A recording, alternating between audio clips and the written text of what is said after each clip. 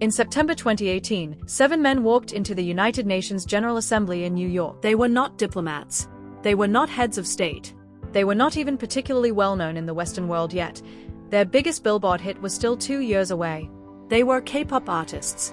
And one of them, RM, the leader of BTS, stood at the most significant podium on the planet and said something that had never quite been said in that room before. 저희는 오늘 미래 세대의 이야기를 전하기 위해 이 자리에 왔습니다. 오기 전에 전 세계 10대 No matter who you are, where you're from, your skin color, your gender identity, speak yourself. The speech lasted 7 minutes. It's been viewed over 50 million times on YouTube. And it started something that the music industry, the diplomatic community, and honestly most of the Western media still hasn't fully processed. To understand why BTS was at the United Nations, you need to understand the Love Myself campaign, because that's actually what they were there to talk about.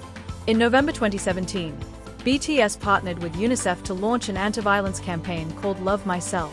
BTS teamed up with UNICEF to release a global promotional video urging young people to... The premise connected directly to the theme of their ongoing album series, that learning to love yourself is not self-indulgence, it's the foundation of being able to care for others.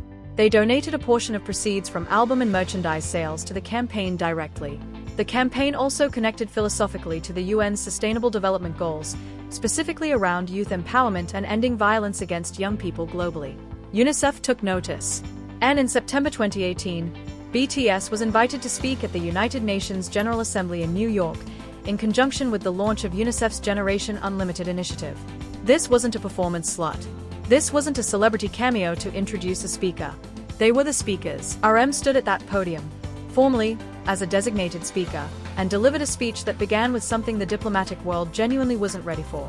Let me begin by talking about myself. Think about that for a moment. At the United Nations General Assembly, a room where every word is typically pre-approved, politically calibrated, and designed to communicate official positions, a 24-year-old K-pop artist opened with a personal story. Not a policy position. Not a diplomatic statement. A personal story. That alone was unusual enough to make people lean forward. RM's 2018 UN speech has become famous for its closing line. Speak yourself. But the part that I think matters more is the middle. But yesterday's me is still me. Today, I am who I am with all of my faults and my mistakes. He talked about growing up, About the pressure he felt to conform to what other people expected of him. about the moment he started hiding parts of himself, and about how music became the place where he could stop hiding. He was not speaking in the abstract. He was speaking from his own life at the United Nations General Assembly, in front of diplomats and world leaders. And the room, I've watched the footage, the room was completely silent. Not polite diplomatic silence. Actual, listening silence. Because what RM was doing was something that almost never happens in that building. He was being vulnerable. In a space designed for carefully constructed official positions. The speech ended with his now famous call to action. I urge you to speak yourself. The video of the speech was uploaded to the UN's official YouTube channel. It went viral immediately, millions of views within days. And something unexpected happened as a result. People who had never listened to BTS started listening to BTS, because they'd seen RM speak, and they wanted to understand the music that came from the same place as those words. That is the rare thing. That is the thing that almost no artist ever manages to do, make the audience curious about the work by showing them the person behind it. Most celebrities speak at events like this and it goes nowhere. The speech ends, people clap, and the news cycle moves on. What BTS created was different because what RM said wasn't a message crafted for the occasion. It was something he actually believed. You can hear the difference. The room could hear the difference. In September 2021, BTS returned to the United Nations. This time, the context was different.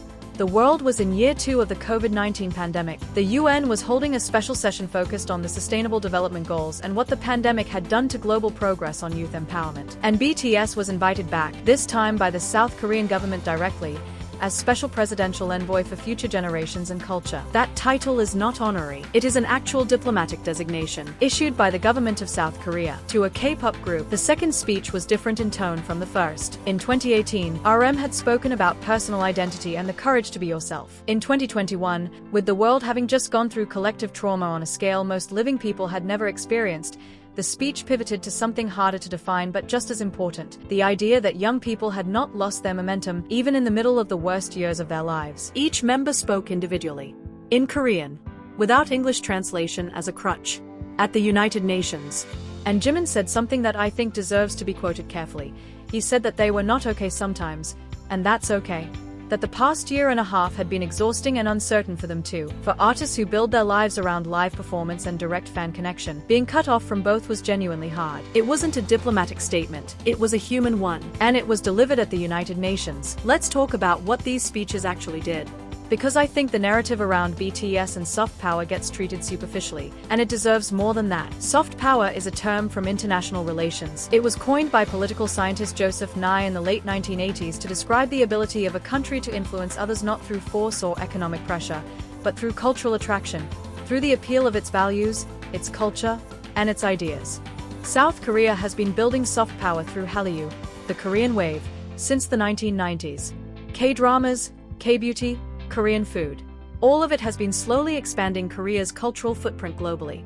But BTS accelerated that process by an order of magnitude. Not because HYBE planned a soft power campaign, but because the authenticity of their artistry made people genuinely curious about where they came from. The Korea Foundation for International Cultural Exchange, KOFIS, released research showing that BTS has measurably increased interest in South Korean language, food, tourism, and culture globally. This is not fan speculation. This is research.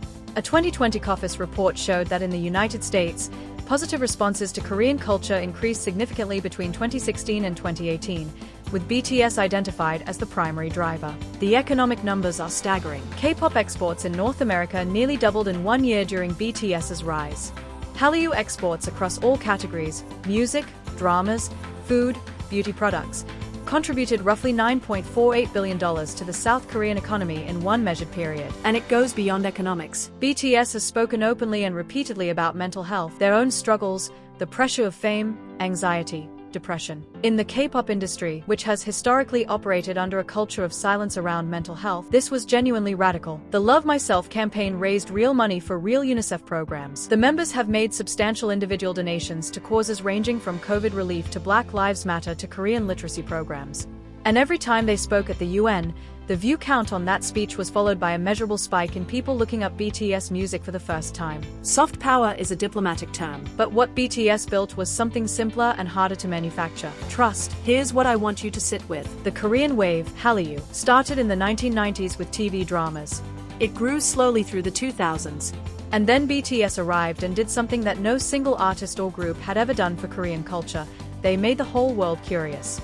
Not just about their music, about where they came from, about the language they sing in, about the culture that produced them. Professor Kim Soo-jin of Ua Women's University, who has studied BTS's fan behavior academically, put it this way: the more BTS fans regard BTS as close friends, they feel more familiar with and close to Korea. A pop group as a diplomatic bridge. It sounds like an overstatement. It isn't. And in 2026, with BTS headlining a FIFA World Cup halftime show alongside Shakira and Madonna, reaching an audience of well over 1 billion people simultaneously, that bridge just got a lot wider. Subscribe.